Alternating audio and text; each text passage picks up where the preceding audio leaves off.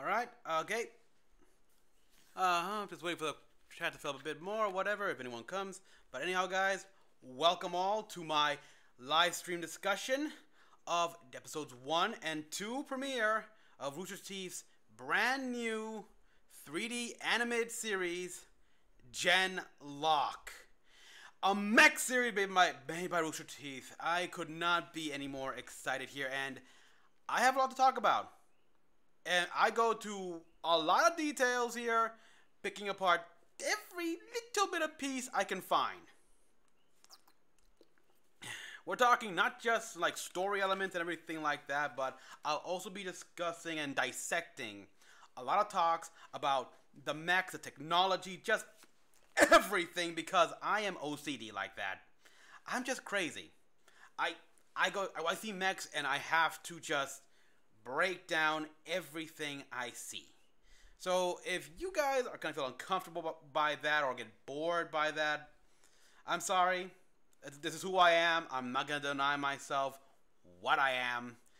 And yeah, oh boy, yes. And also, I got a comment here. I have seen other people's reaction to Genlock here, and I have not seen. Okay, indeed. All right, yes. Other people, yes. There will be spoilers here from episode 2 as well. So if you don't like spoilers as well, if you don't want to be ruined by anything, log out now. That's the only warning you got. It's even in the title. Spoilers. You've been warned. But yeah, anyhow, like I was saying, I've actually seen as many reactors as I can find who have done Genlock episode 1 here. I've even posted a comment as the same thing over and over. Could this be the next generation? A new era of mech series? I sure hope so. And one of the trends I've seen here in a number of these reactors is that they all get so astounded, like surprised and amazed by just what the Holons, as the Genlock mechs are called, can do. I look at them and I can't help but feel, oh wow, I wish I could be like that. I'm envious actually, because I've seen so much already. I have seen mechs with solid holographic weaponry and wings. I have seen mechs with ability to grow crystals and encase the weapons they're grasping to increase their power by an order of magnitude. And I've seen mechs with giant-ass, majestic-looking swords half the size of the frickin' moon. And my God, it was awesome. So I look at the Holon mechs and I'm impressed, but I'm not astounded. So yeah, it's sad. I am so jaded. I have such high standards, really. When you see a mech that can literally wipe away the universe, what the Holons do is pretty basic, which nothing against that. They still look great doing it. Oh boy, but yes, I'm a connoisseur of the mechs. I admit I have not seen everything, unfortunately. I've never seen Pat Labor, or even Armor Trooper Votomes, or even Ideon. Although I do know a lot of the constant memes, especially with the movie, little kid getting his head just sniped off by a rocket launcher. Wow. But anyhow, enough of that. Okay, so let's all see. Okay, in case you're wondering, the animes here in order: Zegapane, Fafner, and Raiden 2007. But now let's get on here. We got Genlock here, and it opens in a rather nice tone actually, where we see New York in the year 2068, and wow, it looks exactly like New York. They picked the perfect shot of downtown Manhattan here, and it's amazing. I actually have this little image right here of modern New York side by side, you can definitely see the resemblance, but you can also see the difference in buildings. And we hear this nice little jazz tune, which, okay, new way to start a show and ease us in, actually. And so we're introduced to the characters here, Julian Chase and his girlfriend Miranda, and he is introducing them to his family. Let me see if I get the wrong image.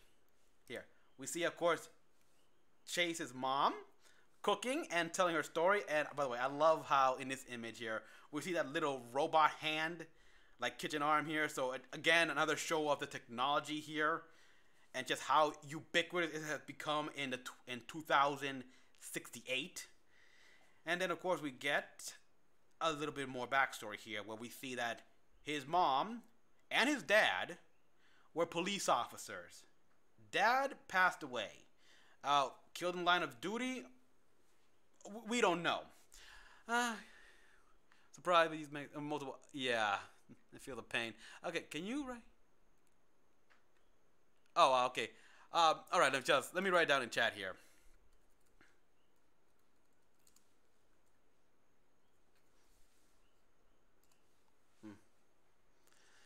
Anyhow, but yes.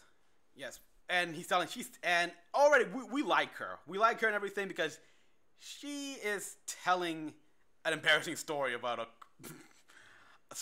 when Julian was 4 and involving a scraped knee and a cookie. It's funny. So yeah, it's definitely him introducing the family, and I'm assuming they scheduled this, of course, because I don't know if she's still retired or still in the force, but yeah. And then we're introduced to, let's see, Jace's sister here, which has some interesting bit of technology here, and this is where I'm getting at right now. AR contact lenses. This is just another demonstration of their technology here, and I like how they're introducing it naturally. They're not stopping the show to explain to us how this works. Okay, sorry people, I'm looking at OBS right now. It's stuttering. Wait for it to... I apologize for this, people, but OBS, I got such a crappy internet here that OBS always has trouble sending the frame rate and getting a good, clean stream. Fortunately, though, I'm recording this right now as well, so in the event that it goes bad, well, I can just pop the recording here. Anyhow, let's see, okay, alright, I'll spell it out for you guys here. We got... I got Payne and Fafner. Alright, so anyhow, yeah, like I was saying, we're showing the technology, and it's impressive here. It's worldwide. And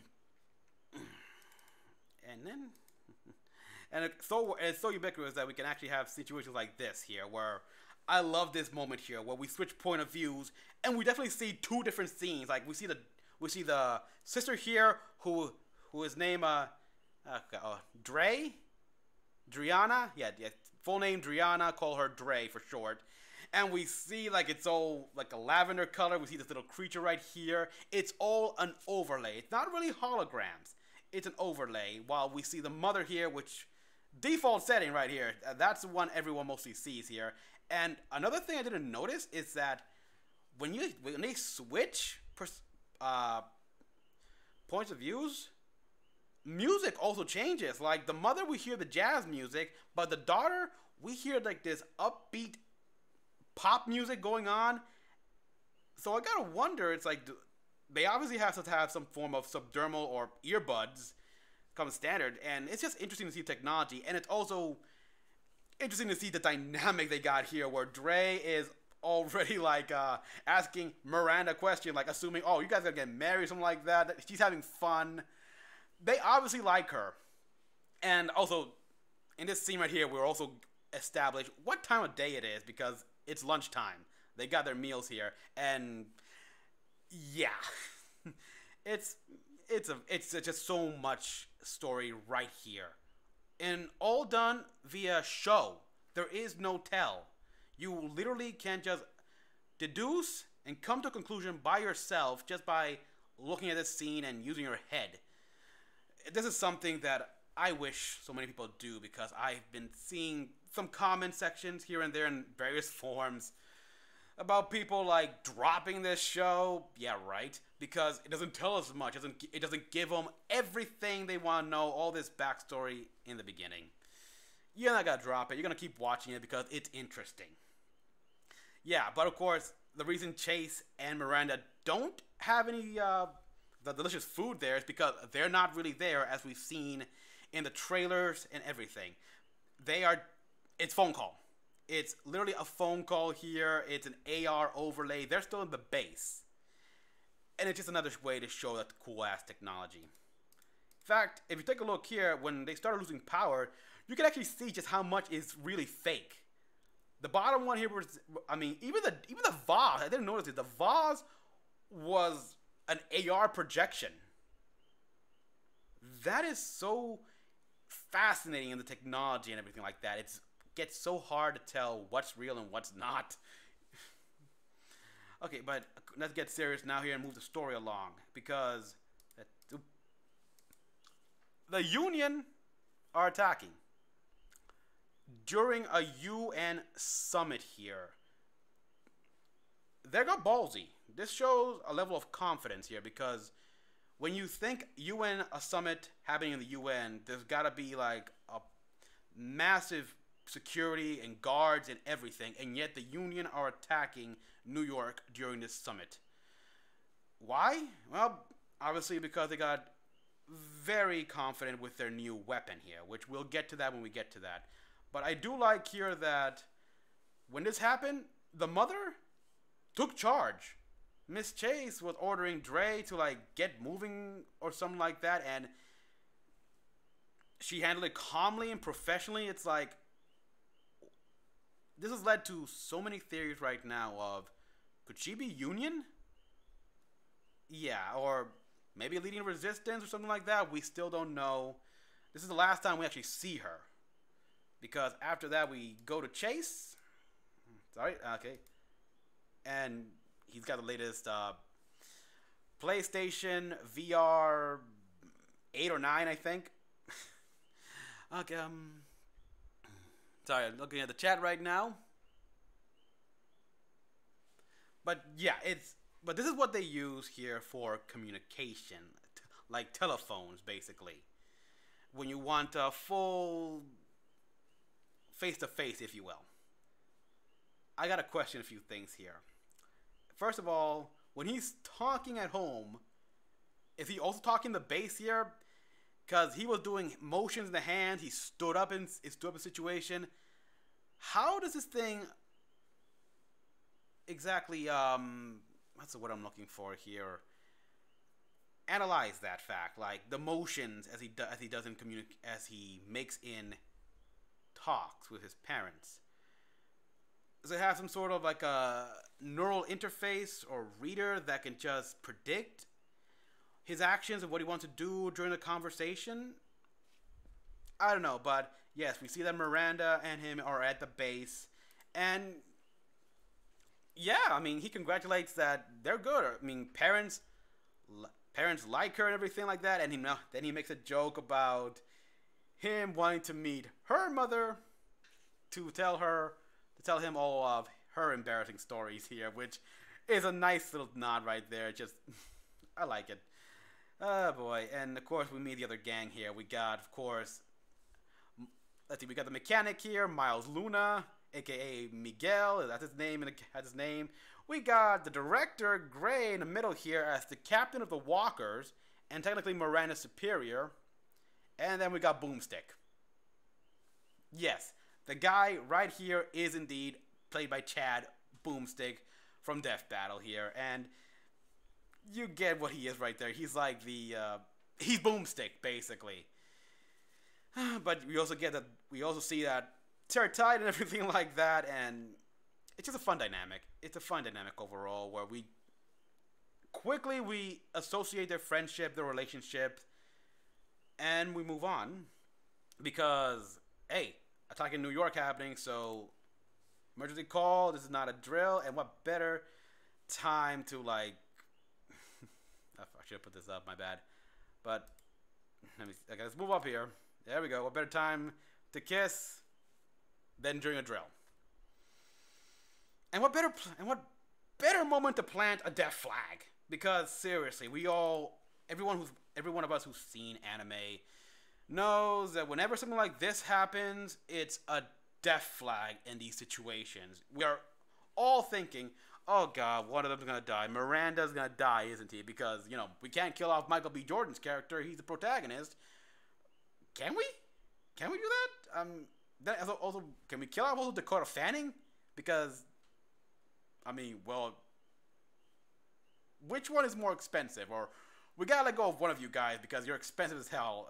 So one of them has to die. That's what we all thought. Oh boy, and yes. We get to here where we learn what happened. And this is an interesting map here because I want to know where the anvil really is, because from what I'm seeing here, they launched somewhere between Missouri and Kansas. So when you see this, you think that the base is somewhere there, the anvil. And they're going from there, from all the way there to New York here. Some people have said that, my god, how fast are these things? How fast are the fighters here? Well, they are going like high orbital, and despite that, it does take them a while to get there, as we see in this image right here. By the time they arrive in New York, it's already dusk. But the point of this image is to also show the fighter. I believe this is called the Razor, but I think that could be referring to another aircraft. Either way, it's a very impressive interceptor, and it just shows how the technology has evolved because, well, a fun fact here, people. Rooster Teeth has actually stated that all the technology we see here is all essentially the technology people are working on right now, and what would have happened if that technology actually all succeeded and prospered and became just worldwide. But yeah, these fighters, very cool. They're fast. They incorporate like the functions of a helicopter as well here. Weapon-wise, it's pretty basic with nose-mounted missiles. Nose-mounted machine guns, some missiles, flares. But the cockpit is truly interesting with, again, another AR overlay screens and controls. We also see, again, the helicopter bit here where this thing can literally, like, lean like completely vertical along a wall or a building and just hover there for a bit. Which, by the way, and we also see, like, how it can do such maneuvers in tight corners here. Like, if this was a real world fighter here, a modern fighter, yo my god, how many times would he crash? How many times would he crash right through the building and just... Oh boy. Okay, let's check out the chat here. Yeah, I thought Miranda will... Okay. So, yeah, this thing's maneuverability is impressive. And I gotta wonder just how many G-forces it's exerting on Chase here. Oh, I like to see they're clearly advanced in that technology as well in G-suits. And we even see them capable of flying backwards for a little bit here, as we see in this moment right here. I imagine, though, that doing this, it's a bit of a risky maneuver here because there's no way to make the engines also go backward, also like move backward. It's not a Valkyrie after all, where you can just transform to girl walk mode and move the engines in front of you, in front of the nose. So doing this, of course, not only does it put intense strain on the pilot, but it also will reduce your speed immensely over time. So you gotta really work fast. Oh, and I just gotta point out, in this scene right here, we get a cameo. It's Bernie. Yeah, it's been confirmed, people, that this here is actually Bernie Burns. And how he would look like in 2068. My god, Bernie, you look terrible. I mean, you should lose weight. You should have worked out more. At least he's still alive. Okay, let's close this all down.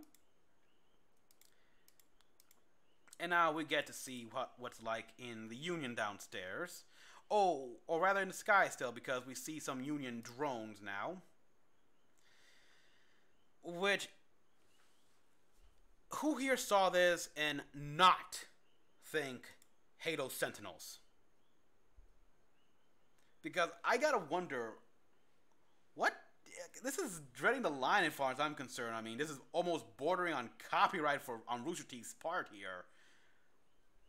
I don't know, but Jesus Christ, it's like the resemblance is uncanny. It's like I can see this being the prototype for the Sentinels of Forerunners make. It's impressive nonetheless, but careful, Rooster Teeth. You've grown, but you're nowhere near as powerful as Bungie or 343 Industries, okay? So, watch it. That's all I can say. Sorry, I keep looking back at the cutscenes, but and now yes, we see great dogfight scenes as well. Just the fighters showing their stuff. It's impressive air display here. And now we gotta get down to the ground, in which we are greeted with this. Like the Union shooting down transports filled with civilians. Oh, I was like naturally shocked. It's like, these guys are killing civilians? However, I noticed another thing though. While they were shooting transports, they weren't killing the civilians just on the ground.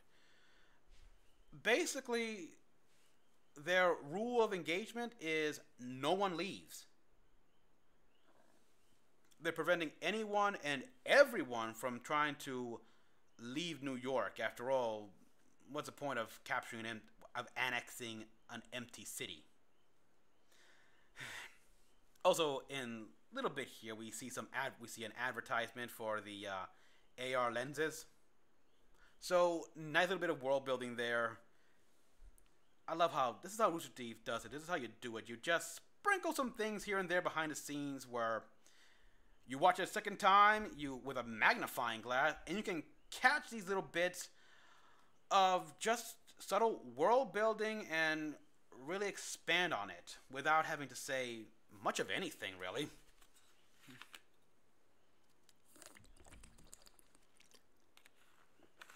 Sorry. But yeah. Now we see what the Union is like here with their machines and technology, and we got the little spider tanks here, which are straight out of something like Ghost in the Shell here. They're tall as well. Like, you can see them next to their soldiers right here and see the size difference. And it's also scary what they did at one point here, like with this New York police officer. Grabbed him, took him under, and you can tell it's a very quick scene, but it took him inside its body. That leads to some very dark imagery in my head here. I mean, it could simply be he's being captured. However, based on what we see in another example of Union tech, I'm thinking of something far more gruesome. But yeah, these tanks here can even, of course, like spiders, climb walls here, making them much more deadly, and just really showing how dexterous and versatile these things are here, because they can attack in multiple angles, even just climb up buildings and become like their own little AA guns, if you will, by getting on the roofs. Oh, but yeah. And we even see in this quick scene of the tanks where just how the Union operate in a way, because we see this guy like instantly pull out this badge that says, "Yeah, I'm with the Union here," much to apparently his wife's surprise. And this also shows what makes the Union so scary here, because they're not a country. They're not really, there's no borders or anything like that. This is a war between culture here, where anyone can join the other side here. Anyone can become a union here. The friend next door, who've you known all your life, he could be a member of the union, or he could one day decide to become a member of the union, and you would never know. You, and that's what's really scary here.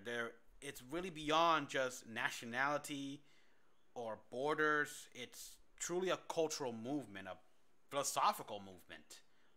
That's why it's the vanguard, which is multicultural, and the union, that's monocultured. They want one thing here.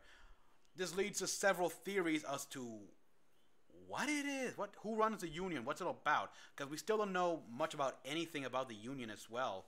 Like, we don't know where it started, where it's headquartered technically, where it builds anything. We don't know. We know that they have taken a number of territories all around the world, though. Mostly sticking to, like, around the coastal lines here, but yeah, they're literally everywhere in some parts here, and in other areas there could be hidden agents, people who are sympathetic. It's really scary here. There's no way to know who is who can turn or anything like that, who can become a spy just like that. Well, taking a more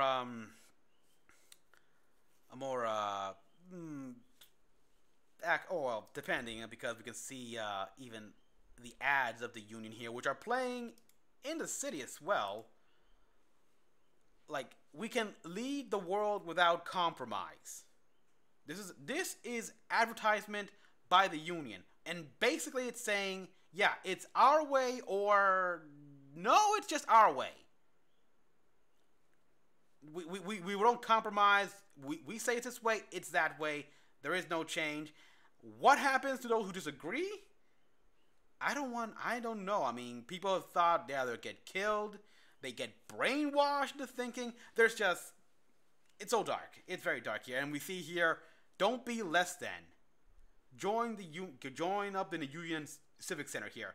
They have this playing in New York while it's still under the Polity control here. The Polity is the organization which the Vanguard works for. It just shows. I was like, what? Oh boy, I gotta wonder why. I gotta really wonder, why did the Polity allow union propaganda to be shown in their region?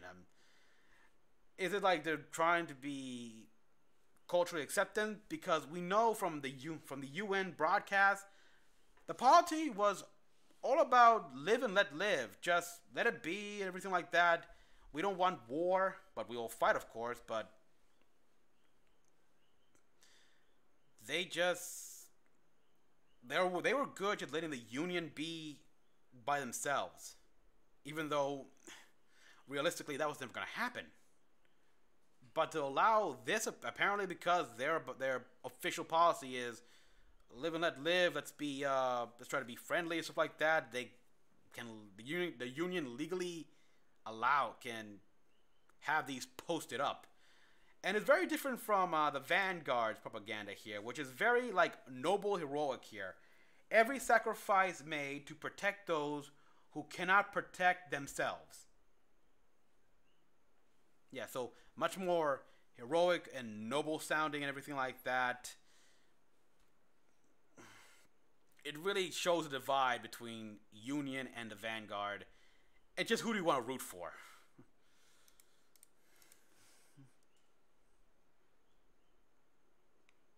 Yeah, he joined the possibility to protect his family and the side which he could have joined just for that as well. He could join just for that. However, after this, I'm pretty sure their relation is very strained. I mean, yeah, him joining technically kind of protected them, and especially from the nanoswarm that comes. But the guy has kept this a secret for how long? I'm pretty sure there's a divorce along the way. And then we got this scene right here, which, oh boy.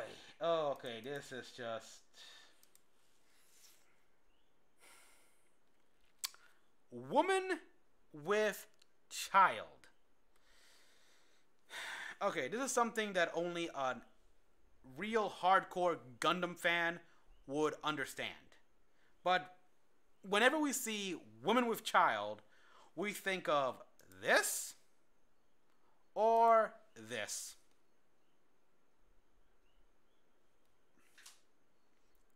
I'm starting to think Gray was messing with us here. Like, he knew about this common thing, common little trope and meme in the Gundam community, and try to tease us with it. Like, oh, we got woman, child. Is the woman gonna die? Is the child gonna die? Or instead, no. Here we don't get that. Instead, we get essentially like, please take my baby. Here, take her to safety, which reminds me of Hey Arnold, Mr. Wynn here when he gave up his daughter so she could be in America. And I gotta admit, that did kind of, when I thought of that, it did bring a tear to my eye. It's bringing a tear to my eye right now, actually. I'm literally tearing up looking at this image right here. Because, God, that was a powerful episode to learn that Mr. Wynn had such a past here. And this coming from a Nickelodeon cartoon in the 90s. Actually, that makes sense that it would come from a cartoon in the 90s, but oh, wow. So, yeah. Oof. Give me a moment, people, because, oh, yeah, that's sad.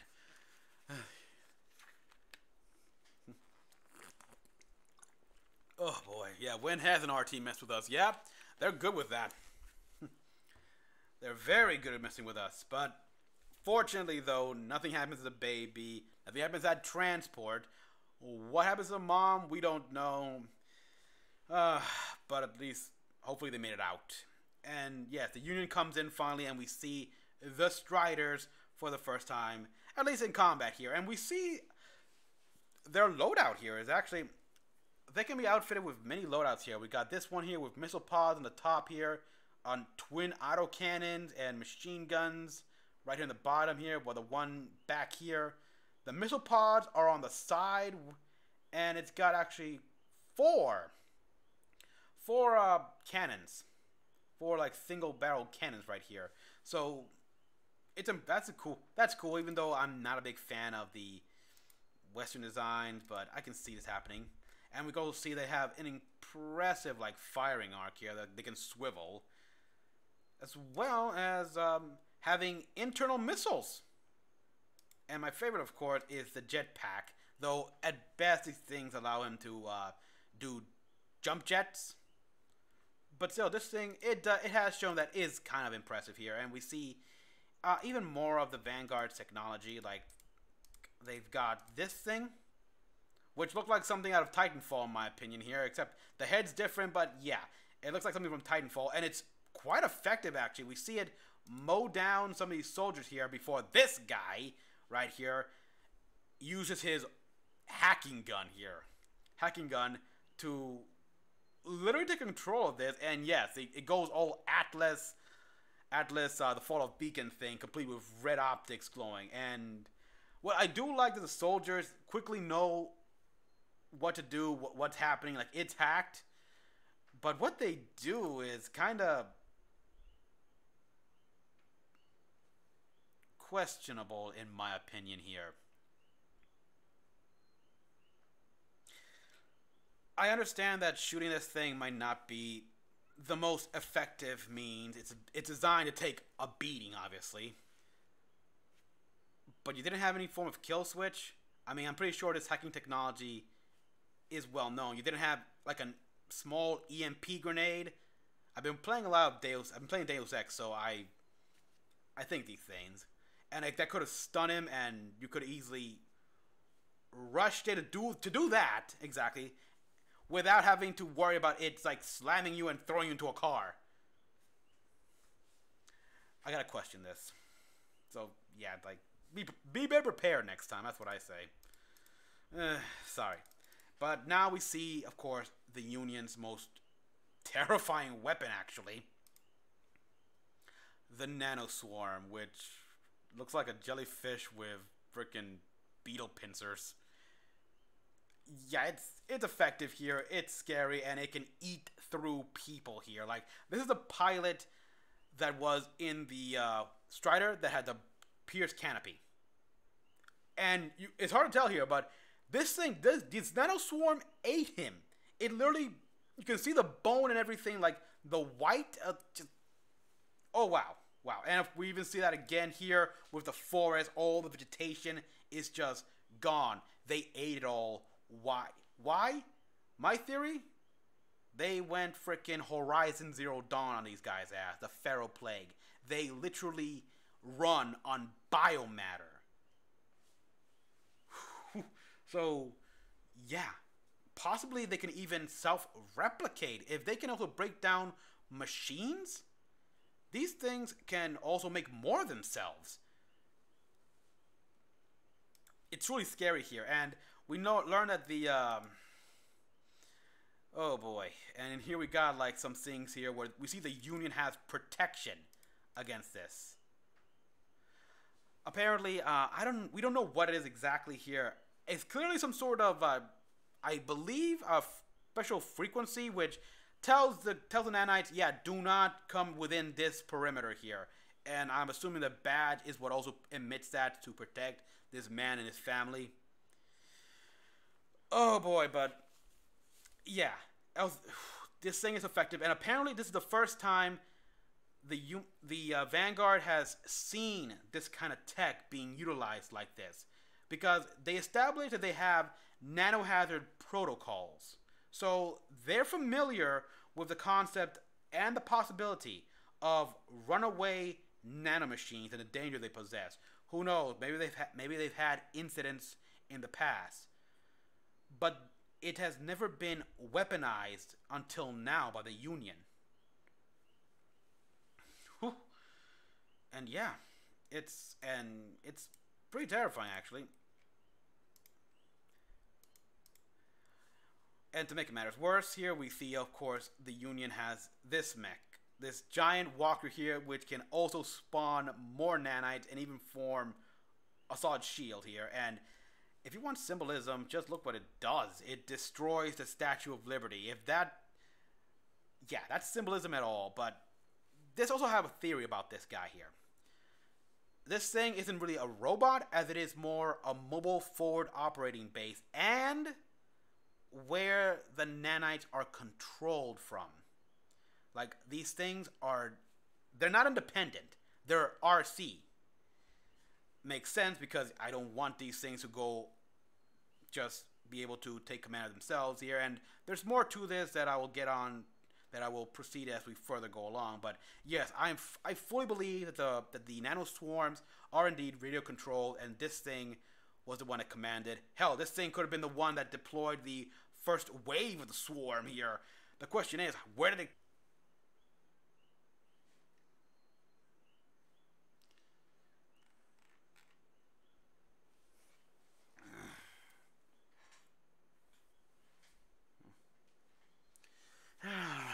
Ay, ay, ay.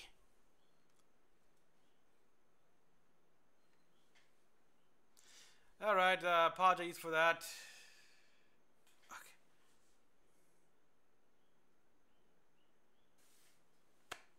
Oh.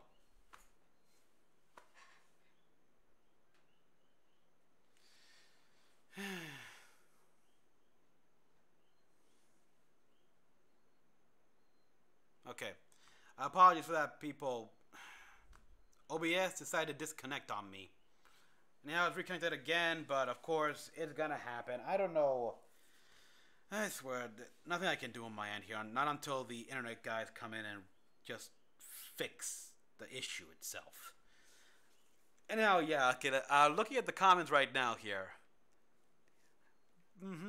There is a lot of thought about... Yeah, there's a lot of thought about the nano... And World of the War vibes. Yeah, War of the World, yeah. Yeah. So yeah, this thing is...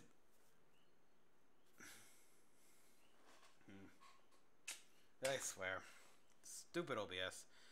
But yeah, this thing is clearly just... Yeah, I'm going to say it's a control node. I'm going to say this is where the Union is directing their attack on New York here, as well as directing the nanites.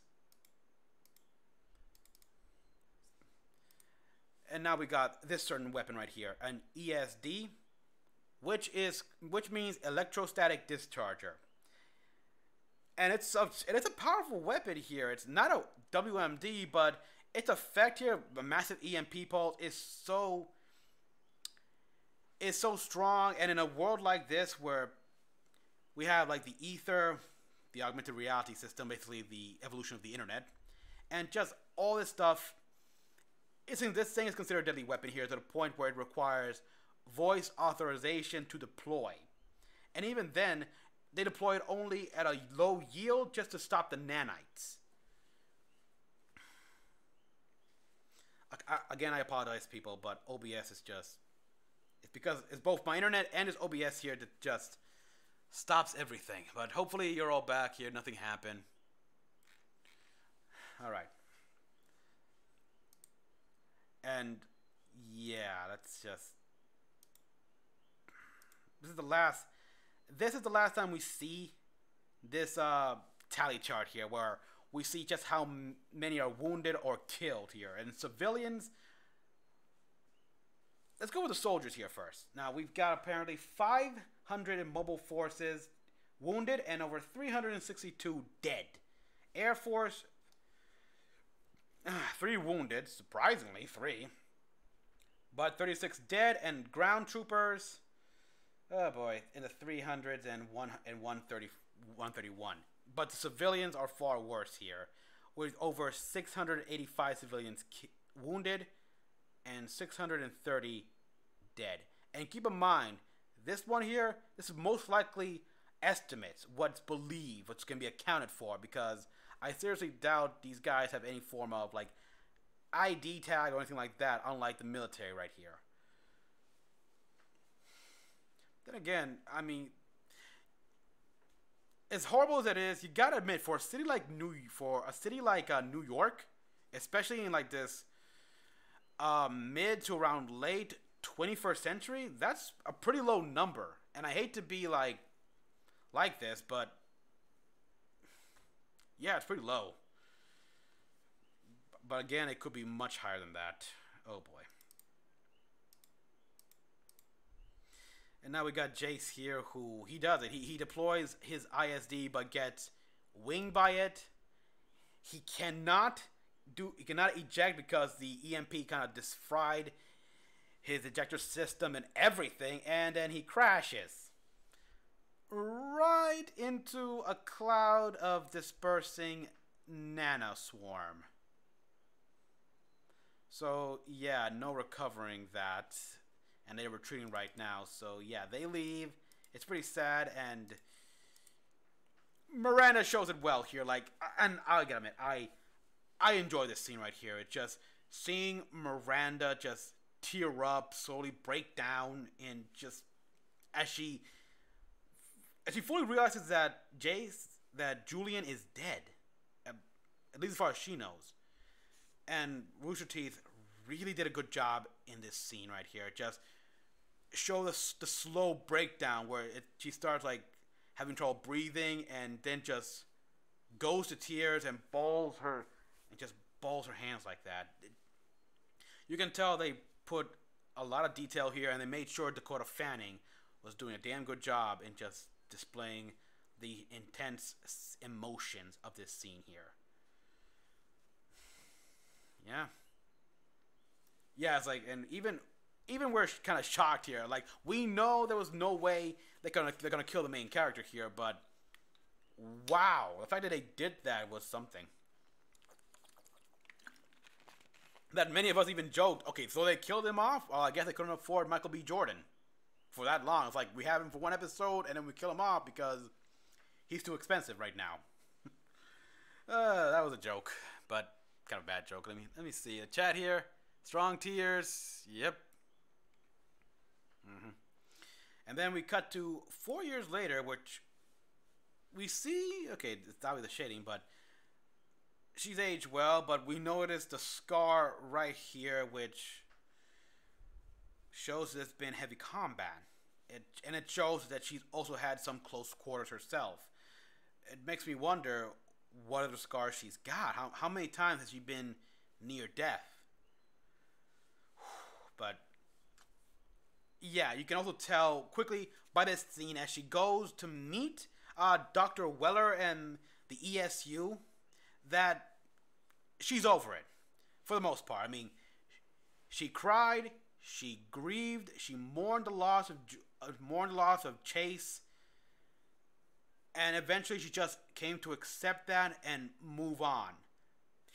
She doesn't have a boy. She hasn't tried to get another boyfriend, obviously, because we got a war going on. So instead, she's focused on her work, on fighting, on doing her job. Which, yes, and it's perfectly understandable. And you get that in the quick scenes you see her with. Just her being professional, being just a soldier. Just her being a soldier and everything like that. And they display it so well here, so subtly, and yeah.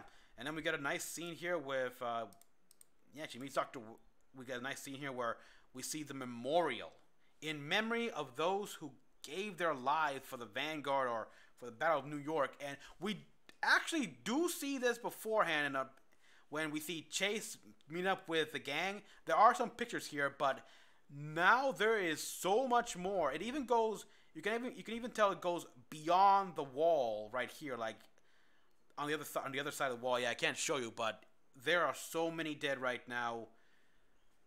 They've lost so many. It's truly tragic. But now we get Dr. Weller and Yaz, Miss Madrani, if you will, and of course Caliban here, which I really want to know more about Caliban here. Just looking at him shows me that there is a story here, because he is asymmetrical big time here. It's like Dr. Weller literally assembled him with whatever parts he could find here, because he's got different components and even his limbs are different. It's just, what story behind this guy? What's the story behind this android? I want to know more. But we also see here Dr. Weller. He gets personality quickly, and it's David Tennant big time here. It's David Tennant being the doctor. Yeah, it's just being nice. It's kind of like being also right to the point, direct, wanting to go right to the briefing room and everything. It's also being fun with the whole "take me to your leader" line here. I always wanted to say that. So yeah, he comes off as the eccentric type, but he also comes off as a caring individual, because he asks Miranda, how is she? And what he means by that is, how are they doing? How are they performing? He wants to know what works, what doesn't. How have they been taking on the Union?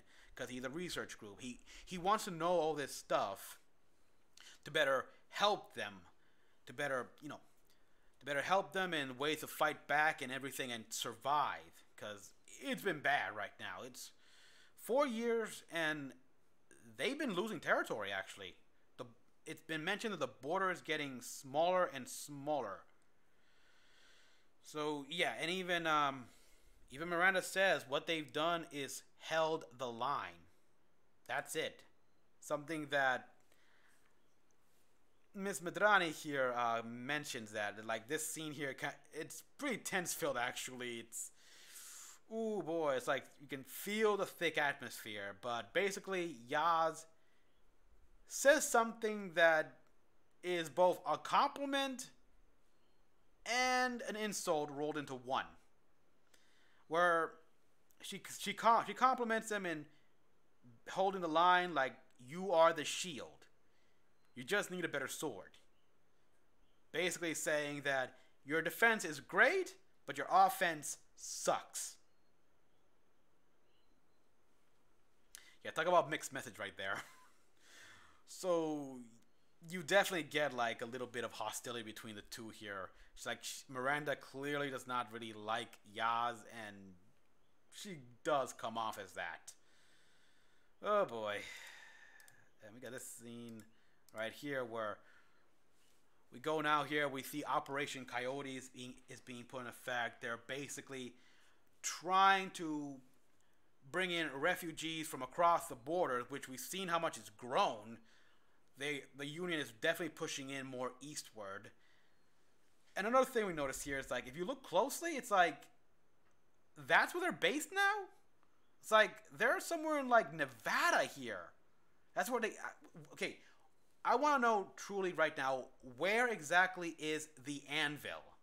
Because at first I thought it was somewhere between Kansas and Missouri, but now we see here it looks like it's more in Nevada. Where's the anvil? People have suggested that somewhere in the Rocky Mountains. I don't know, but it seems to me there's not consistency here in this regard. Here, it's very confusing me. Oh boy, but yeah, and again, as they go to pick up the refugees, they're attacked obviously, and here we actually see the new, at least I think it's new Strider mech here, because they look exactly the same. Other than the paint job, it's the exact same thing, exact same weapons as well. Nothing is different. But then I thought to myself, well, nothing is different on the outside. It could just be simply incremental improvements on the internals and stuff like that. Like improved engine output, improved mobility, weapon targeting systems, jump jet fuel, turning rate, balancers, etc., etc. One of the things I really, really hope that they improved upon is the reinforced canopy, and to think of a better way to quickly seal breaches, because as we've seen in New York, the current method they've got with that like foam gun, not that effective here in case you're being swarmed by nanomachines. Oh boy, bud. Yeah. Mark, maybe a markup on the tech. Yeah, possibly. Like I said, for all I know, the changes are internal, but there has to have been some improvements here, and I really would like to know what kind of improvement this thing has done. This thing has gone through. But yes, they're attacked. We see things are looking bad here. Miranda's machine is even like got taken some damage, and freaking Chad. He got stupid here, got overconfident, and got his own leg blown off because of it, and put the people in danger. And so Miranda's about there holding the line, and they can take a beating actually. They can take a massive beating, but just when she's about to die, or at least she thinks she's about to die, we get the appearance of the first Holon.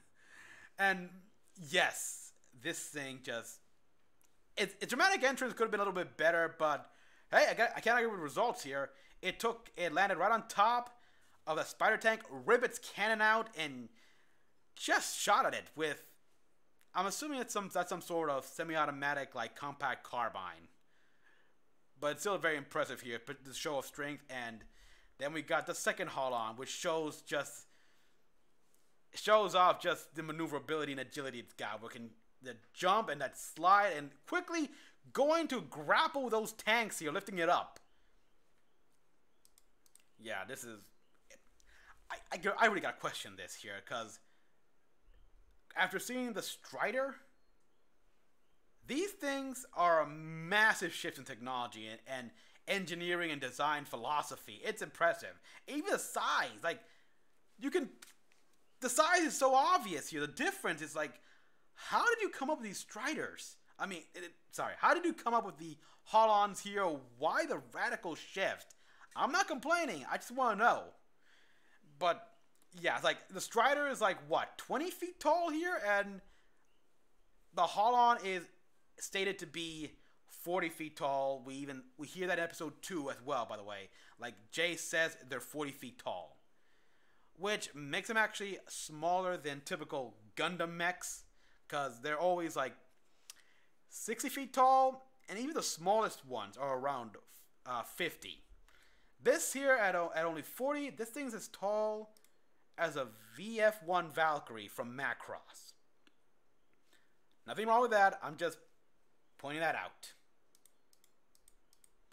Of course, the obvious interesting thing here is Miranda obviously sees that the voice, it's Jace. And we even get like nice scene here where Salute, they look at each other in that scene, and You guys do know you're in a battlefield, right? It's like that's an old cliche, and I'm so glad that Gray decided to like attack it by literally having the enemy attack him. Since yeah, battlefield, hey, pay attention. You're being shot at by the bad guys. Still, that was fun, and that was a very powerful scene as well. Like Miranda's shocked and everything, and we see the Union right here. They're clearly interested. They know about these things, and they've just seen how these things performed, and yeah. Another thing I gotta point out here as well is the difference in combat suits. This is actually a very interesting topic, because what does it mean? Why does this guy here have that kind of helmet, and yet this one has a more prominent visor helmet? At first I thought it's to denote rank, like one's an NCO, the other's a commissioned officer, but that makes it too obvious. Then I thought, well, it could be a way to denote classes, like one's a soldier, the other's like a combat engineer type. And recently I got the idea, the theory that could this be a bit of a segregation thing going on here? Like male and female? Like they wear different armors? Because yeah, this guy right here in the front here, he looks very more masculine, while the one in the back right here looks very like lean. So what does the Union have? Does the Union like have different armor for the gender? I question that big time here, and I also question, wouldn't that technically go against, or is that in their culture? Again, we don't know. We don't know why they have these two different sets of armor. What it's for, what it represents, and I like that actually. I like that I don't know, and they're not stopping to tell me. We'll find out eventually as we go on. But people, of course, want to know this stuff right now. Well, wait and see. This is only episode 1 so far. All we know is that this is the Union, and this is the weapons they've got, and they got 2 different armor sets. Yeah, it could be to denote class and rank. It could be both. If it was all that, yeah, but it could also easily tell them apart and make them targets for snipers. That's like I was saying. Anyhow, yeah, so they come back, and it's time to reveal what the ESU is doing there, and hey, guess what? Jace is alive. Jace is alive, and I think no one takes it any better than Miranda right here, which we end on this note. This note right here where it's like, oh boy, 4 years. 4 years. She spent 4 years believing he was dead, and now he appears. Oh boy, so yeah, when this ended, it's like, you got some explaining to do. And the music also playing in this scene here, it just really adds the mood and just how difficult it's gonna be for these two. But yeah, anyhow, after this, we get the opening song here, which, oh my god. Yeah, they made the Power Rangers. It's like, it's so always the Power Rangers. It's not even funny. And it's not. It's awesome. Don't get me wrong here. But I love how we got Jace, Yaz, and even Ida-san here. They're the ones in the military pose. Val here is striking like a femme fatale pose here with her arms on her hips. While I love Cammy, of course, having the best pose here, standing all nice and proud because she's happy. And this follow-up scene is just great, where everyone's rushing for combat, but Cammy, she's got her hands up, cheering, which is what I expect, which is the right reaction to essentially being turned into a giant robot. So yes, we love her. She's great. She's the audience. She's a surrogate audience. Yeah. She reminds me of me. I mean, that never gets old. That's all I'll say. Never gets old. Always exciting. So yeah, and of course, as the opening plays out, we see what their mechs will look like in the future here. But first, we got this guy right here, the Union's mech. Their version of a Holon, basically. Very different in terms of armor, and I think even the under the frame as well is also very different because, oh boy, we get this picture right here, and human jaw aside here, the mono eyes design here, it's like, Rooster Teeth, did you make this just so I can hate it? Because it's well known that I am not a fan of Xeon design suits with their whole mono-eyed feature. So if you made this just for me to hate this design, to see it as the bad guy that needs to be destroyed, well, good job. I do not like this guy at all. I think he's cool looking. Doesn't mean I have to like him though. Oh boy. So yeah, and of course we also see that it can also control the nanoswarm as well because, yeah.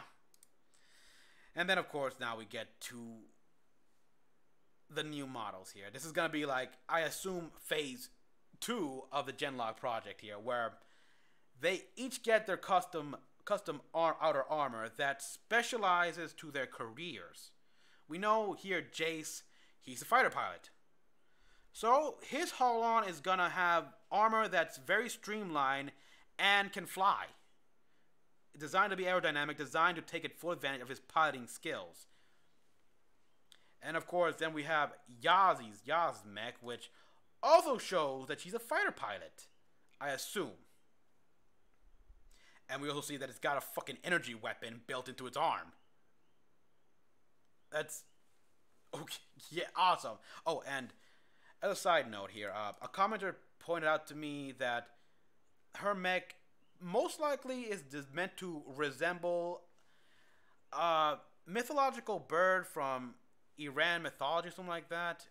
I can't pronounce it, but here's a picture, and here's the name. Simur? I have no idea how to pronounce that name, but yeah, I do see the resemblance here, and it also shows. It shows that I assume the doctor is also the one who pushed for this, because we've seen him comment of how he's not fond of how utilitarian the Phase 1 outer armor looks like. Yeah, I kind of have to agree with him on that. Even though they look like Gundams here, they're very baseline Gundams here, like general purpose Generation 1 stuff. It looks so much like the Gundam ground, in my opinion.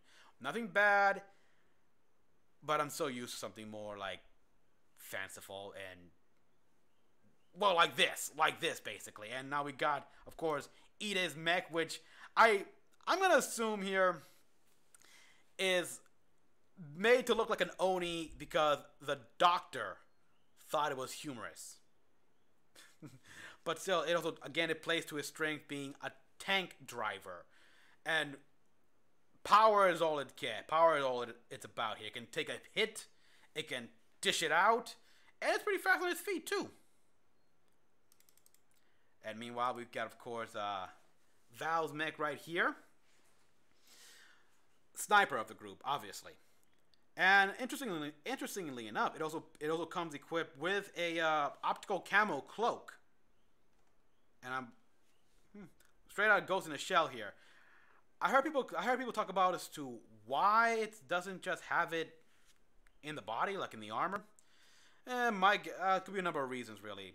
Like having cloak in the full armor could be too power hungry. It could make the armor fragile, compromise it. It could be any number of reasons. So instead, they went with the technology they already had. We've seen in the character reveal that they've had like actual like cloaks and whatever that can go full stealth camo, and they just upsized it for the mech, which is smart in my opinion. Just use technology that works, and if it can't be. But yeah, I'm sorry. I don't know where I'm going right now here. I'm completely at a loss here at the awesomeness, but I say the best for last here because, well, not the best, but the most curious of them all mechs. And the cutest in a way. We got here, of course, Cammy's mech, which is truly the most interesting and truly the one that looks more like a more Gundam-esque, and you'll see why here. But here we got a quick picture of it in which they really made it look like a rabbit. Bunny ears and everything here. Even the legs. The legs here are digitigrated, as I believe that's how you pronounce it.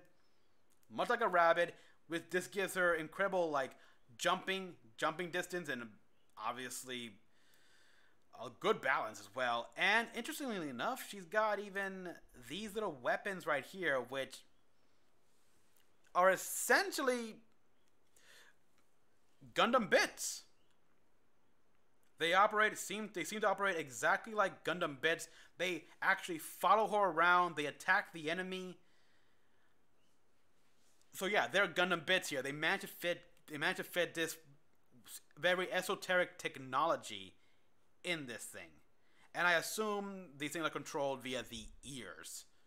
Because why else would you have these bunny ears? I mean, other than the fact that it looks cute. But that's behind the scenes reasons here. We need an in-universe reason. Overall, though, I love how every one of these mechs look extraordinarily unique. And they all play to their strengths. It's Cammy's, though, which I'm really wondering how exactly. Because, again, the remote weapons are cool and all. But does she have hacking skills? Does the Cammy... The Union can't be the only one who have, like, the ability to hack droids and robots and stuff like that. The Vanguard has to have this kind of technology, too. And where better to incorporate it than the mech piloted by the hacker? We don't know yet. I mean, all this is still clearly way down the line here. I don't expect to see this kind of armor until like the season finale, like last 2 episodes here, which I have heard that Genlock season 1 is a total of 8 episodes, which means we should get these things very soon. Okay, let's see. The rabbit feels with, the Overwatch healer.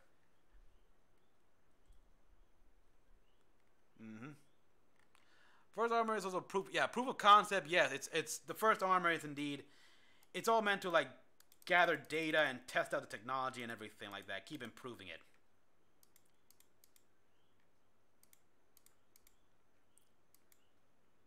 But yeah, in other words, we also got 2 other images here based on the opening here.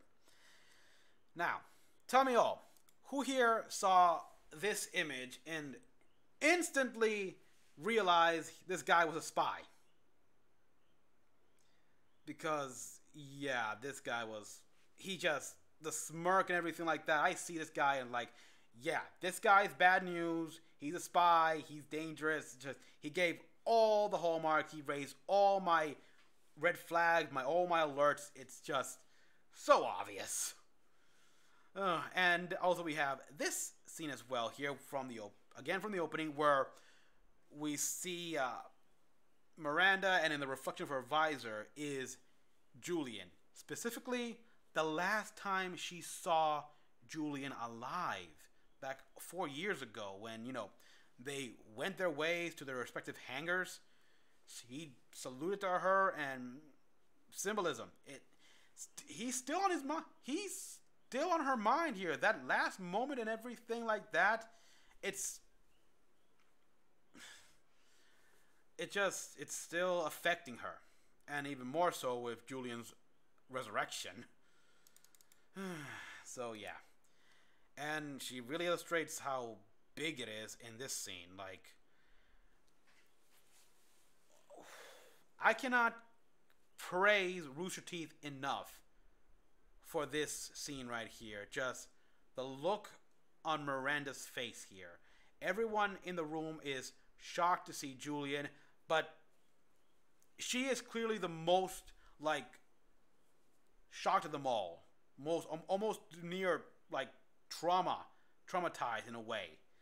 Where she's speechless. She's completely speechless. It looks like she's seen a ghost. Like, which Julian jokes about, but she is going through so much inner turmoil right now. You can literally tell she has so much emotion rushing through her that she's frozen. That she's just frozen and can't really respond well. And I'm pretty sure if that guy that didn't just make like a tab her shoulder, she would still be like that. She would like, oh boy, she would not be moving anytime soon. It'll be a few hours if that didn't happen. I'm over exaggerating here, but yes, they captured the scene great here. And I like the fact there was no music at all in the background. All we heard was the chatter of everyone in the meeting room just commenting about Chase and his MR overlay, thinking, is this a joke or something like that? What is this? Oh boy. But yeah, Dr. Word then goes on to explain that yes, this is indeed Chase. They saved him, he's alive, and he was the one who was technically piloting those mechs. But it's different. And he explains the process about they are piloted by a decanded mind. Translation? It truly is consciousness transference. I have been wondering how exactly it is, what type, because I have seen several variants, several forms, cases where if, say, something happens to the mech, it gets destroyed, or the consciousness just returns back. Psychic links and all that stuff. But no. This is very much a case of IDO, or ID0 depending on how you pronounce it, where the mind truly is fully transferred from the human body to a computer brain. The mind frame, if you will.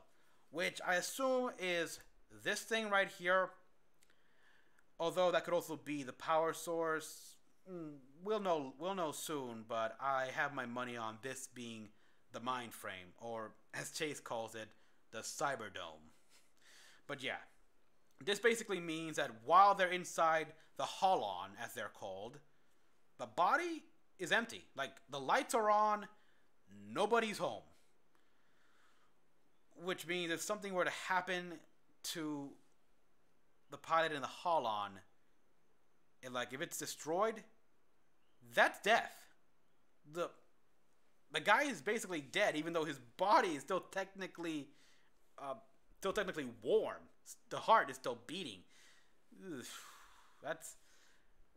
that is disconcerting here, and I'm pretty sure will play a part in future seasons here, because they're not gonna touch this yet this early. Oh boy, but then we got this scene right here where we finally see what Chase looks like. And I gotta be honest with you people, he looks better than I thought. Yeah, that sounds weird. That sounds like, well, what did you expect? I expected to see a brain. Just that, or at the very least, a head.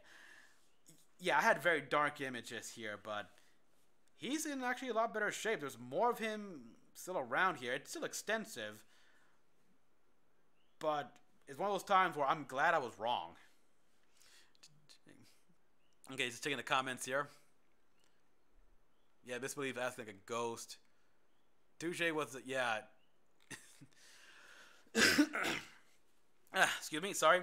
But of course, we got Migs here. He asked an interesting question. What about regen?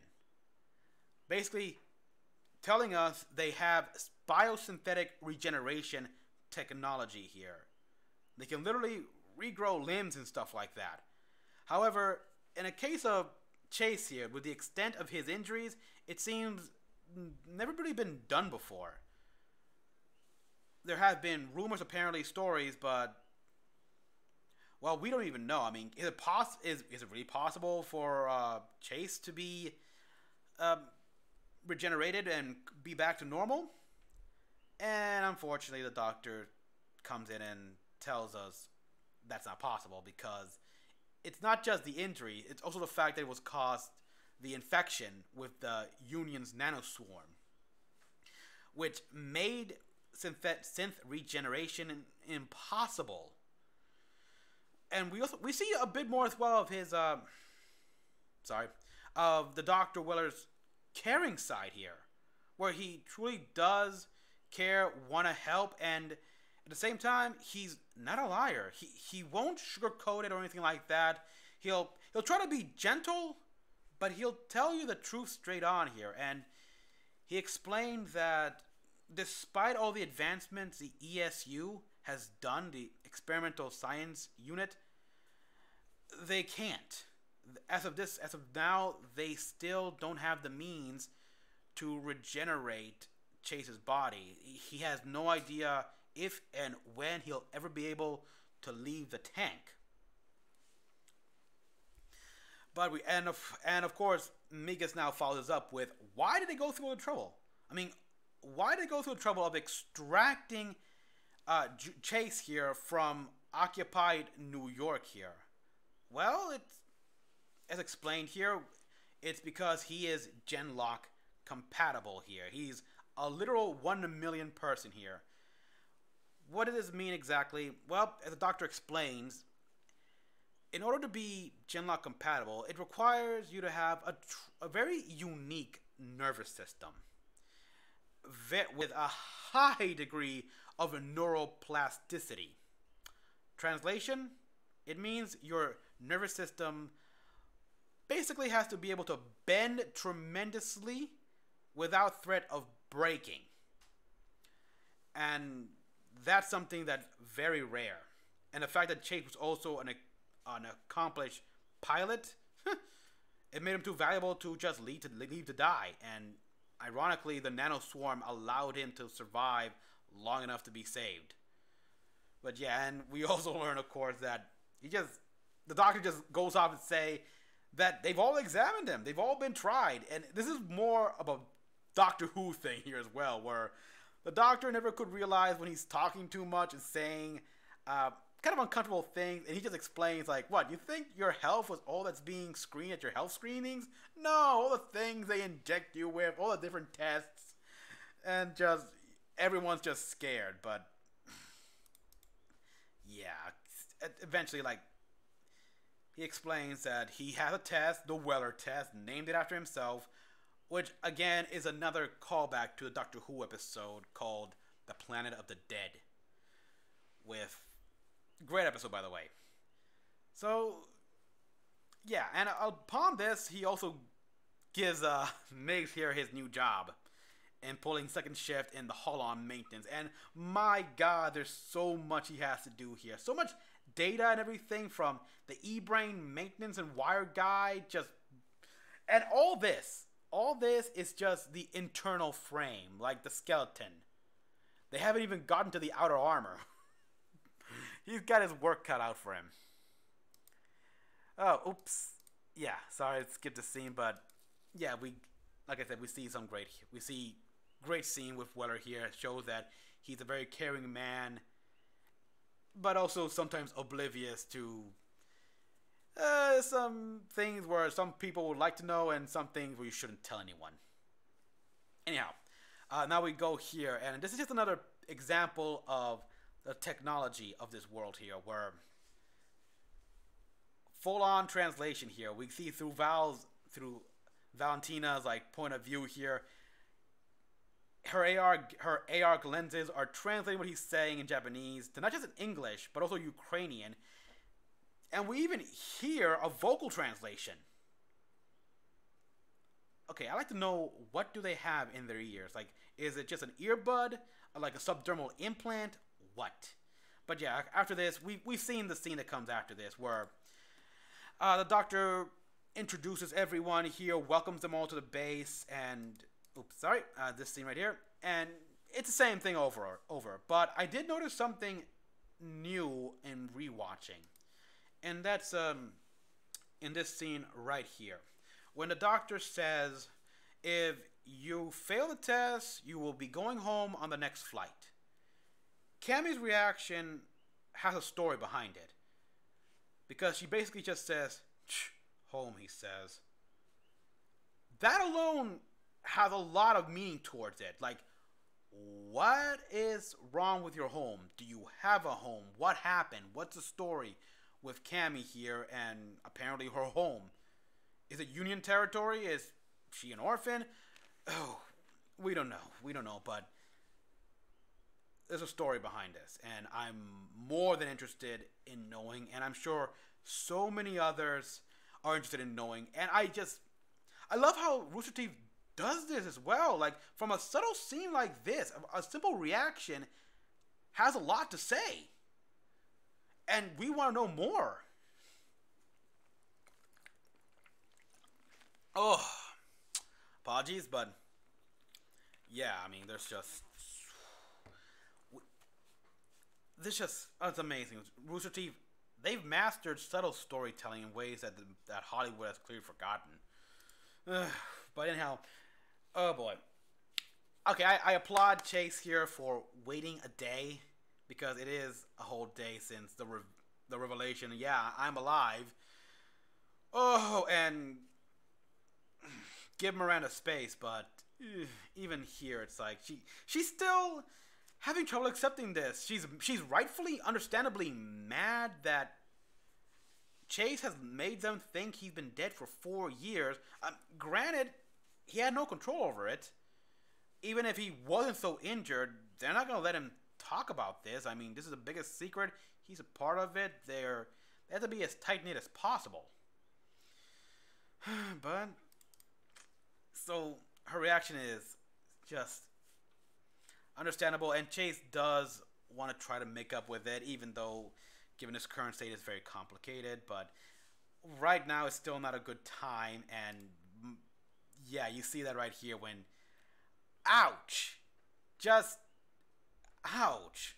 Like, that's the equivalent of giving him the cold shoulder or something. It's just... Went right through him. Oh, boy. Well, moving on to the next bit, which they fully make these guys Power Rangers. Complete, like... Yes! They're freaking power... Like... Wow, all we need now is a Red Ranger. Why don't we have a Red Ranger? I mean, technically you can say that Ida-san is a Red Ranger, but his suit's more brown. I mean, granted, his mech will look more red, but... Why? You couldn't make this guy fully red? I'm just asking, Rooster Teeth. But, oh yeah, it's a nice scene here where we're seeing him try it on, and Cammy, she's excited here. She's wondering what the material is made out of. I'm kind of curious to know why she has the bunny ears. I mean, behind the scene point of view is obvious. It's to make her as moe as possible, because that's what Grace said she was. She was the most moe character around, and also has the foulest mouth. Which is 17 years old and no military. She's technically civilian, so makes sense. It's adorable, though. It's just adorable, and it's an impressive design. And then we get this scene right here, which, wow, talk about just continuous, just throw it in our face that this guy is bad news. Just the way he said, I like it, and that smile, it's like, when are they gonna stab him in the back? Just when are you going to try to kill them? Okay, and of course, we get this scene right here, which... I flipped the image, people, so you can tell, but it shows here that the report that she received shows that the real Sinclair is dead. His body has been... Apparently, his body has been... he's either missing, but the odds are his body's dead. He's dead. And he's been like that for over 72 hours. 3 days. It took him 3 days to find... Wow, the guy must have hit his body well. But yeah, as soon as he finds that, he obviously she sends a team to apprehend this guy, and it leads to an interesting revelation in which we learn that Yazir is former Union. For all those who have wanted to know more about the Union, what's it about, what's the story? Well, we have our road to that. as we'll no doubt learn more about her past, even get a flashback. We can learn more about the Union through Miss Madrani over here. And so yeah, Rooster Teeth has given us a way to naturally tell us about the Union without having to seem like they stopped the series, or even do like their own, even having to do their own little like World of Remnant for this show, which I wouldn't mind either way. I mean, if they can do a World of Remnant for like Genlock here, I'm all for it. But if they can also find a way to fit an explanation within the narrative of the story, then that's better in my opinion, and I'm all for it. But this also explains why she's not big on talking about her past, and also hints at at what exactly the Mesa Detainment Center caters to in terms of its inmates. Basically, it's prisoners of war, like Union operatives, captured spies, soldiers, and whatnot. They're sent to the Mesa, and that's it. Probably interrogated, of course, ask questions, and so forth. But in the end, they figured out that no, it's not her. It's actually Sinclair, and he came with a weapon. Again, another example here where they show just how scary these nano swarms are. They can take the form of common everyday objects as small as a coin, and that's a pretty decent cloud, and it was as compact as that. And he can control it via hand gestures and mimetic movements here, which leads to my theory about how they have to be guided. But I'll get to that in a little bit here. We also see some scenes here with the armor, just how tough this is, because they established this as prototype body armor that the ESU had been developing for the Vanguard. It essentially is power armor, of course, and many people compare it to, of course, the Mjolnir armor from Halo. But I see this and I think more of the nano suit from Crisis, especially with how it just hardened and took that and just deflected the bullet here with almost ease. Also, this theory recently came into my head, but this could also be the Vanguard's attempt at creating a form of body armor immune, or at the very least resistant, to the nano swarm, because their current body armor is not suited to like protect the occupant from a nanoswarm cloud. Oh boy, so it'd be good. And of course, we got the characters here like, naturally, of course, Ida-san and Val, they're taking cover because they don't have any weapons or anything like that. But Cammy, she shows really like, she's freaked out the most, obviously. Like I said, she's a civilian. She works at probably like the cyber ops, but again, she's a hacker. She's not like a field agent. She's never been in a battlefield. I doubt she's ever held a gun in her life. So seeing her like just cower behind this sofa while all this is going on, I can't blame her. It's like, it's something anyone would do in her position. And I like how, of course, that eventually Val and Ide try to like attack this guy. It doesn't go as well because they're just not that used to the suit and everything, and ooh, yeah. Of course, Sinclair seems to have adapted to it quite well, so it's an interesting thing, but I question that. And of course, we get this scene right here, which this is one thing that really... Let me drink some water, because I am currently out of breath.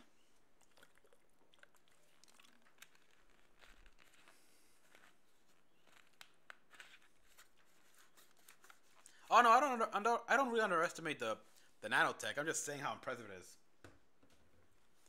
I've seen better, of course. I mean, I've seen Stargate SG-1 for crying out loud. So, but anyhow, we see this fight scene here. And I gotta admit, this is something I want to bring up as well. There have been complaints about frame rate issues, and even I have noticed that. However, I'll notice that only occurs in the calm scenes here, like scenes where they're just walking, talking, moving the story along. But when it comes to fight scenes like this, the frame rate is like top notch. It's in a constant, nice high form. It's badass. It really shows the the fight well. That's the thing. They save it for the fight scenes. I mean, keep in mind, these guys are probably working on a big constraint in the budget department because they got all these big name actors. So something has to be sacrificed. In this case, they can't keep the show at probably a constant good frame rate, so they prioritize sticking to the fight scenes having the most attention, while all the other scenes, like, they're just, nothing's happening really, they're just talking or anything like that, they lower the frame rate a bit and to save time and money. Which, it's a sacrifice that is perfectly acceptable in my opinion. But again, this clip also shows one other thing as well, and this is a limitation in the nanoswarm technology. He does not use it at all in his fight against Yaz here. Not until she was down for the well, not even then. But it also shows that the nanoswarm, unless it's given commands like strict hand mimetic commands, it'll just remain on a standby form and not intervene at all. So it strictly is radio controlled and needs a direction to guide it. That's why this guy was fighting by himself here. He didn't have the opportunity to command the nanoswarm during the entire fight. Of course, though, he eventually they can't get the alarms working and everything, and Chase does his thing. Unfortunately, we get this, which is for some reason a very, very funny moment in the show. I don't know why, but it also shows David Tennant pretty much pulling his Doctor Who chops here, where he starts asking fake Sinclair here questions here, like, okay, I know you couldn't have faked the your medical files, so either they recently turned you, or you're not really Sinclair. And yeah, he based on his reactions, he sees that this guy is not Sinclair. He's a spy, and that gets his mind kind of moving at a certain thing. And I'll get to that when I get to that. Because right now, we got here little Miranda, who she finally gets, like, the courage to try to speak to Chase in person. I love how Rooster Teeth did this as well. Like, they wasted no time at all. It's like, it's been a day. Miranda had her time. Now he's going to really see what Chase is all about. See him for the first time in 4 years, and oh boy, that would have been a meeting. That would have been a meeting if it did not get interrupted. But wow, this scene also illustrates as well how strong the suit really amplifies your strength here. Like, he is literally lifting her up like it's nothing. Even like Dr. Weller is scared here. Of course, though, thankfully they do manage to split apart, and he's trapped in the lab, and Miranda can see Chase through the window, and oh wow, the look on her face. Again, Rooster Teeth, I cannot compliment you enough by how you do the expressions here, where she's like horrified. She's scared. I mean, she sees Chase. It's like a zombie. It's like a corpse just floating in a tank. And this makes me like, I don't know what happens next. Will she chicken out and like need another day or two, or will she put on a brave face and go right to see him? I don't know, but this is definitely gonna put a strain on their relationship more than ever. And then we got this scene right here, which, oh boy, this scene alone has led to wild fan theories, because Fake Sinclair here said that he knows someone who would very much like to meet Julian. And all of a sudden, the board, the forums, and everything exploded. Like, who's she talking about? Is he talking about, like, Chase's mom, his sister? Could they have been, like, really Union spies, something like that? Or turned to the Union at one point? Or, actually, that's not, come on. I don't think so. I seriously doubt that. It's most likely someone from Chase's past here, because he's been in the Vanguard for how long now? How many years? So I assume he's made a couple of enemies in the Union. And he clearly knows someone who would very much like to have heart-to-heart with Chase. Okay, so yeah. And now we see here that the guy, he wants a Holon. He says that. That alone shows how much the Union knows, because keep in mind, he had yet to be briefed. Dr. Weller had yet to come in and tell them what this is all about. He hadn't disclosed the Holons to them and how they operate. Yet this guy, he knew how they operated. He didn't know about one certain factoid, but I'll get to that when we get to that. This does show, however, that the Union knows a lot of information. And also, I got a question, how this guy knew exactly where Dr. Weller's lab was. Now, Dr. Weller's only been in the base for a day, so either they got a spy in the base, another one, or simply he had Dr. Weller tell him where his laboratory was, in which case, alright. But I gotta admit, I like the former better. Anyhow, so yeah, Dr. Weller authorizes his use of a Holon. And yeah, remember what I said about malleability and breaking of the nervous system if you're not, well, yeah.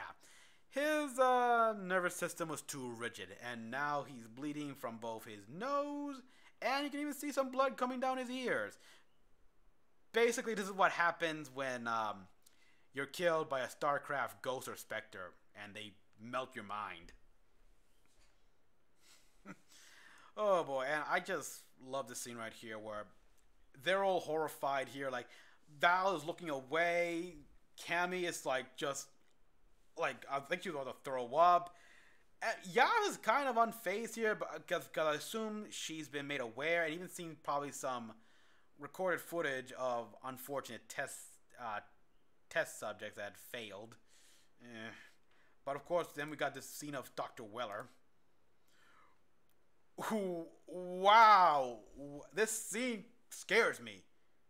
This scene made me fearful of him. It's like, this is what he wanted to happen. He knew this was gonna happen, and he used it as an example to the new recruits here, saying, this is what happens when you're not Genlock compatible. And so he follows it up with so who's next? Any takers? It's like, after that, I don't think anyone's gonna want to get in one of those pods anytime soon. And the episode ends right there here, and it's just, it does so much right now. It shows a lot here. They get so much done so fast. It's impressive. What more can I say? The story is definitely moving at a nice, even pace here. They managed to fit in a lot of world building, just in the background. A lot of character development here. Obviously, the drama is still very much with Chase and Miranda. Oh boy, and that's okay. I'm looking at the chat right now. For at the end, the call was intercepted. Yeah, the call was indeed intercepted. Yes.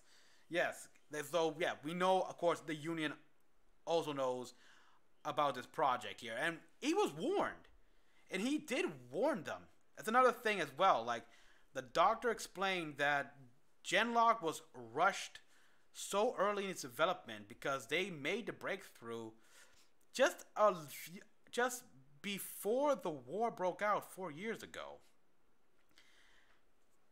And it's been rushing to service like that. There's still so many bugs and issues.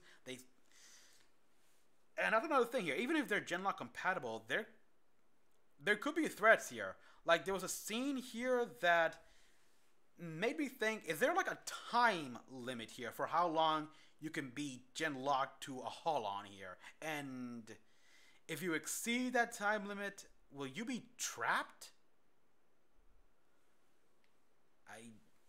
I don't know. I honestly do not know. I can't say for sure, but so many possibilities here, and it's, oh boy, yeah. I'm excited here. I'm excited right now here. So far, Rooster Teeth is doing right by this. I hear everyone complaining here about how they know pretty much nothing about either the polity or the union because they want to know everything, but they're slowly unveiling the world to us. And it's actually more about the characters here. We're learning more. That's what this show's about here. It's about identity. And right now, we want to know the identity, the background, the story of every one of these people here. Like, I want to know why Cammy is kind of, like, not looking forward to the possibility of returning home. I want to know exactly how the relation between Miranda and Chase will go. I want to know what happened to his mom and sister here. Like, they're living in Union territory, or I think, or maybe they got out. Who knows? I'm pretty sure that though, if Chase was always in Genlock here, Dr. Willard would tell him about anything about his family here, because no doubt he's told him about Miranda, keeping him up to speed. Like, hey, yeah, don't worry, your girlfriend is very much alive. I mean, she had a few close calls here and there, but she lives. We still don't know anything about his sister and mother, though. Do they have information on them? Has Miranda kept in touch? I don't know, but like I said, we got these little bits here and there, which not enough, but it's enough to establish a setting and everything. It's only 2 episodes. It's a premiere. We're not gonna get like the entire backstory of this Earth in 2072 right off the bat here. We're not gonna learn what exactly the polity is, the Vanguard, the Union. I'm more than satisfied with what I've seen so far here. The characters are great. The pacing is nice. The music, oh wow, the music is very somber and very appropriate for the mood. Overall, Rooster Teeth has got the structure down pat, and I hope they stick with it. I hope they don't, they won't cow down to like fan outcry or anything like that. They'll listen to the fans, but they got their structure. They're sticking to it, and it's working. It's working. So everyone, that's all I got to say on Genlock right now. I hope you guys enjoyed my discussion so far. I look forward to the next one here. I'm sorry if there was any issues with the internet here. Like, you know, we had that drop off when OBS disconnected and had to reconnect as well. What can you do? But if there was any stuttering, don't worry. I actually started also recording this. So if there's any issue, I'll probably upload that as well. I'm just gonna read the chat right now here. I call the real Sinclair is, yeah, he's dead. They pretty much found his body, more or less. I mean, at the very least, he never like called for duty, but yeah. And Cammy and the yellow girl whose name I can't. Cammy and the yellow girl. Oh, you mean Yaz? Miss Madrani. Yeah, that Miss Madrani, of course, is the most interesting in my opinion here. She is obviously our way to get to know more about the Union, being ex-Union herself. These are questions that we all ask, like how much information in your brain can you learn before you get back to your normal body? We don't truly know how the mind frame works. It's just an electronic brain. It could be similar to a case of, well, actually Metal Gear, with how they made some of their AIs. They structure it so perfectly like a brain where there's no like backup storage or anything like that for whatever you see. I gotta play Metal Gear Rising Revengeance for more of that. Okay, storytelling at its finest, I agree. And yeah, I mean, there really is nothing else to say here. We will get hopefully episode 3, which they deal with the fallout of all this situation here, like the body, and just how the cadets are taking this, because they saw an example of what happens if you are not compatible here. And even though the doctor is telling them, hey, you've all been tested, you're good to go, it's okay, you will succeed, they're obviously going to have some cold feet. And I don't blame them. That's understandable. So yeah, I can't wait. And of course, there's the inevitable where Miranda does finally meet Chase. Although I assume that she's gonna need a little helping hand in that. Either Weller or Madrani, essentially trying to help her along, trying to egg her on. So everyone, thank you all for watching. Okay, let's see. I think Combo Pacific and Avatar. I saw it too as well. I saw it too. Like the pods were something like straight out of Avatar. I love the Doctor for having a bit of insanity. Yeah, with his genius. Yeah, he has a bit of where like he doesn't really understand. Like he gets lost in his own description, and doesn't quite get that it's unsettling, which is exactly what the 10th Doctor was like. He sometimes said all these words where he doesn't realize he was being rude.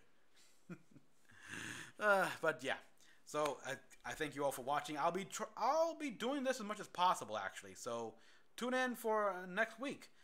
Until then, everyone, of course, my copy of Kingdom Hearts 3 hopefully comes in the mail on Saturday here. Once that happens, I'm gonna be live streaming that like there's no tomorrow. I'll be on my fucking ass in this chair for hours on end. I am so jealous right now that so many people have already gotten that game. I hate living in Puerto Rico. I just hate living in Puerto Rico. So until then, this is Mecha-san. Good night, everyone.